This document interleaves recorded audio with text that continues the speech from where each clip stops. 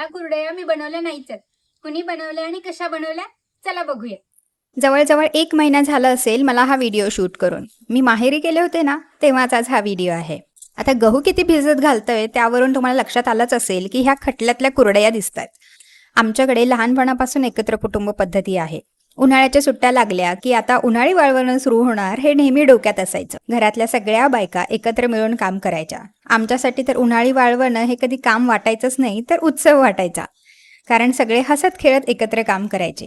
आता बऱ्याच जणांना एकत्र कुटुंब पद्धती आवडत नाही. काही तर म्हणे काम खूप असतं.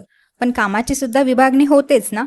पूर्वी 10-10 किलोच्या कुरडया एकदाच गच्चीवर होऊन जायच्या. आज आपण आता 8x10च्या गॅलरीमध्ये 8-8 दिवस घालत असतो आणि एकट्याला करावं लागतं म्हणून कुरकुर ते वेगळं. आता मदतीला मावश्या असतात, पण मम्मी काकूंना एकत्र काम करताना बघून खरंच खूप आनंद झाला.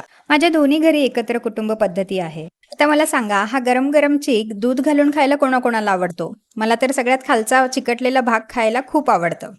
आता सगळी उन्हाळी वाळवणं बाजारात सुद्धा मिळतायत. पण तो बनवण्याचा आनंद कुठे मिळतोय बाजारात? आता माझ्या एकत्र कुटुंबावरच्या गप्पा काही संपणार नाही. याबद्दल तुमचं मत काय ते कॉमेंटमध्ये सांगा आणि हो, तुमच्या कुटुंबासोबत सुद्धा शेअर करा.